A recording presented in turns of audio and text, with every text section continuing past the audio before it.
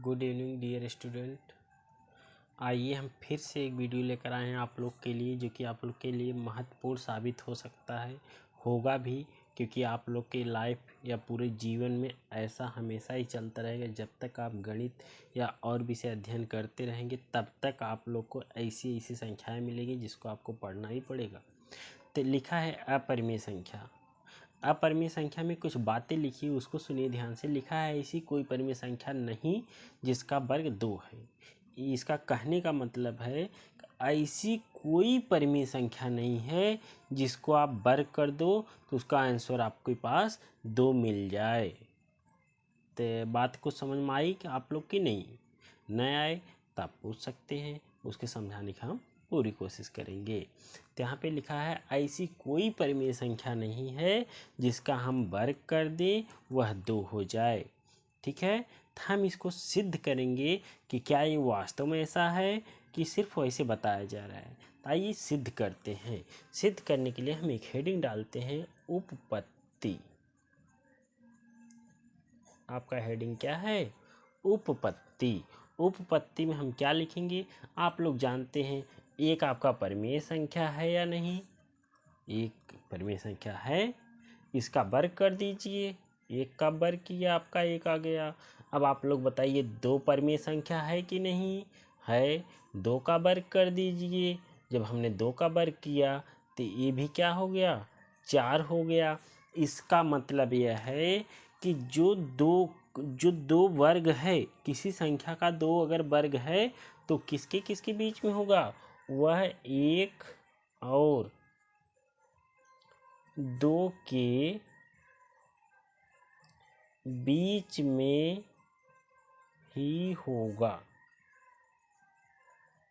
अब आप लोग मेरी बात ध्यान से सुनिए।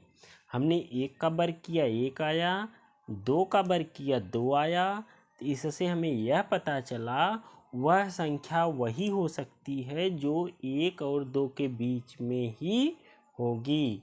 जब 1 और 2 के बीच में होगी तभी तो उसका वर्ग करने पर हमें 2 मिलेगा। क्यों? क्योंकि 1 का वर्ग किया 1 मिला, 2 का वर्ग किया 4 मिला, लेकिन हमें 2 मिलना चाहिए और वो परिमेय संख्या होनी चाहिए। लेकिन सवाल कह रहा है ऐसी कोई परिमेय संख्या नहीं है जिसका वर्ग करने पर 2 मिलेगा। तब आगे हम लगाते हैं मानकर। माना, क्या मान लिया? ध्यान से सुनिए। अगर हम P/Q को मान लिया एक परिमेय संख्या है, माना P/Q एक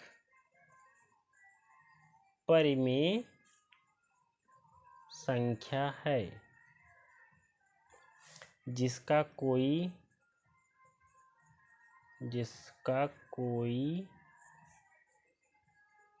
सार्वभाजक नहीं है। अब ध्यान से सुनिए क्या लिखा गया है। हमने मान लिया P/Q एक ऐसी परिमेय संख्या है जिसका कोई सार्वभाजक नहीं है। अब सार्वभाजक का मतलब आप लोग समझते हैं। सार्वभाजक का मतलब एक उदाहरण के द्वारा आपको समझाते थे ताकि अच्छे से समझ में आ जाए। जैसे अगर 10 हम 4 लिख दें तो इसमें सार्वभाजक है। सार्वभाजक क्या है? ध्यान से देखिए, 2 गुणे 5 फिर 2 गुणे 2, इस 2 से 2 कट जाएगा, ये 5/2 आएगा। तो 10/4 में सार्वभाजक था लेकिन 5/2 में सार्वभाजक नहीं है। इसका मतलब कोई भी ऐसी संख्या नहीं है जो कि उन दोनों नंबर को एक ही संख्या से काट सके, तो उसी को कहते हैं सार्वभाजक नहीं है। तो P/Q भी एक ऐसी संख्या है जिसके पास कोई सार्वभाजक नहीं है। अब ये अगर ये कोई परिमेय संख्या तो हम इसका वर्ग कर दें और इसको वर्ग करने पे हमें क्या मिल रहा है? 2 मिल रहा है। तो देखिए P/Q का हम क्या कर दिए? वर्ग कर दिए और हमें क्या मिला? 2 मिल गया। जब हमें 2 मिल गया तो हम क्या इसको अलग अलग लिख सकते हैं? P² बराबर 2। अब हम क्या करते हैं? Q से दोनों समीकरण में भाग दे देते हैं। सॉरी, Q से दोनों पक्षों में भाग दे देते हैं। जब Q से आप भाग देंगे, सॉरी डियर स्टूडेंट, बोलने में थोड़ा सा मिस्टेक हो गया। फिर से आपको बता रहे हैं, जो मिला है आपको पी स्क्वायर बटे क्यू स्क्वायर बराबर 2। तो हम क्या करेंगे, क्यू से दोनों पक्षों में गुणा कर देंगे। जब पी से क्यू से दोनों पक्षों में गुणा करेंगे तो क्या होगा, देखिए क्यू गुणे P square upon Q square बराबर 2 गुणे क्यू। अब इस क्यू से ये क्यू एक कट जाएगा तो आएगा पी स्क्वायर अपान क्यू बराबर 2q। अब आप लोग समझिए, अगर दो कोई पूर्णांक है तो q भी एक पूर्णांक है, क्योंकि परिमेय संख्या की परिभाषा से p और q क्या होते हैं, पूर्णांक। अगर हम किसी भी पूर्णांक का गुणा पूर्णांक में करते हैं तो सदैव पूर्णांक होता है। लेकिन यहाँ पे बोला गया है p और q ऐसी परिमेय संख्या है जिसके पास कोई सारभाजक नहीं है। जब वो सारभाजक नहीं है तो पूर्णांक नहीं हो सकता, लेकिन यहाँ पे हल करने पर पूर्णांक आ रहा है। तो इसका मतलब जो हमने माना वो हमारा मानना गलत हो रहा है। अब अगर आपको नहीं समझ में आया, थोड़ा सा एक बार फिर से देख लीजिए हमने क्या माना था। ध्यान से देखिए वीडियो को, फिर आगे तक समझाते हैं, आपको अंत तक समझाएंगे। जब तक नहीं समझ में आएगा तब तक वीडियो में बने रहिए। हमने क्या माना था एक बार वैसे नॉर्मली देख लीजिए। माना p बटे क्यू आपका एक पूर्णांक है, सॉरी p बटे क्यू परिमेय संख्या है। p बटे क्यू क्या है, परिमेय संख्या है। और p और q क्या है, p और q पूर्णांक हैं। ठीक, p और q के पास कोई सारभाजक नहीं है, कोई सारभाजक नहीं है। अब फिर प्रश्नानुसार प्रश्न कह रहा है कि अगर इसका हम वर्ग कर दें तो 2 आ रहा है। तो जब हम वर्ग करेंगे 2 आ रहा है तो इसका मतलब हो जाएगा पी स्क्वायर बटे क्यू स्क्वायर बराबर 2। अब क्या करें, दोनों पक्षों में क्यू से गुणा जब करते हैं तो हमें ये मिला था पी स्क्वायर बटे क्यू बराबर 2q। अब 2 भी एक पूर्णांक है, q भी एक पूर्णांक है। जब दो पूर्णांकों का गुणा करेंगे सदैव आपको पूर्णांक मिलेगा।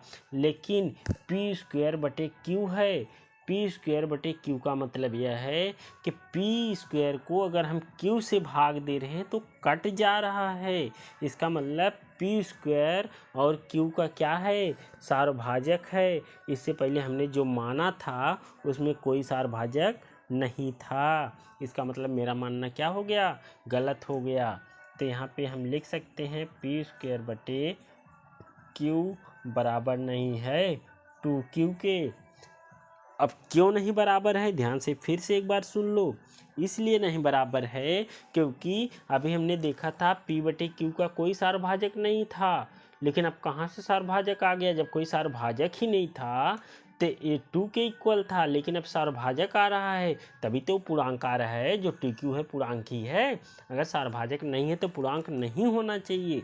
पूर्णांक आ गया, इसलिए जो हमने माना था वो गलत हो गया। तब हम कह सकते हैं दो किसी भी